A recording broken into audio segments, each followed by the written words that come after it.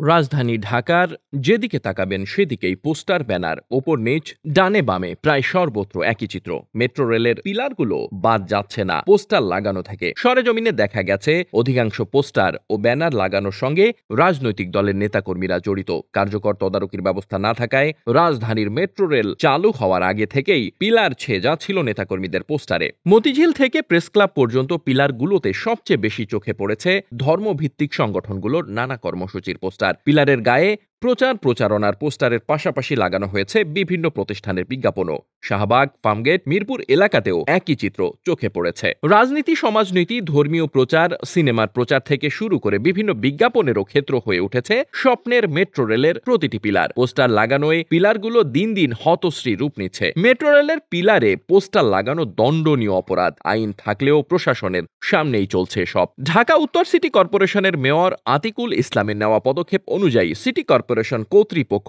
Digital বিলবোর্ডের ব্যবস্থা করলেও থামছেই না পোস্টার ও ব্যানার লাগানো। ফলে সৌন্দর্য হারাচ্ছে মেট্রো রেল ও রাজধানীর বিভিন্ন ওভারব্রিজের। এদিকে মহাখালী ফ্লাইওভারে দৃষ্টিনন্দনে স্ট্রিট আর্ট শুরু করেছে ঢাকা উত্তর সিটি কর্পোরেশন। এর আগে নগরে সৌন্দর্য বর্ধনের জন্য ঢাকা দক্ষিণ সিটি কর্পোরেশন এলাকার মূল সড়কের পাশে থাকা বাড়ি ঘরের দেয়াল রং করতে পত্রিকায় গণবিজ্ঞপ্তি দিয়েছিল, কিন্তু রাস্তার পাশে যেখানে সেখানে লাগানো পোস্টারের ব্যাপারে কোনো উদ্যোগ নেই। নগরী সৌন্দর্য রক্ষা ও পরিচ্ছন্নতা বিধানে আইন থাকলেও এর প্রয়োগ না হওয়ায় শহরের সৌন্দর্য নষ্ট হচ্ছে বলে মনে করছেন বাসিন্দারা।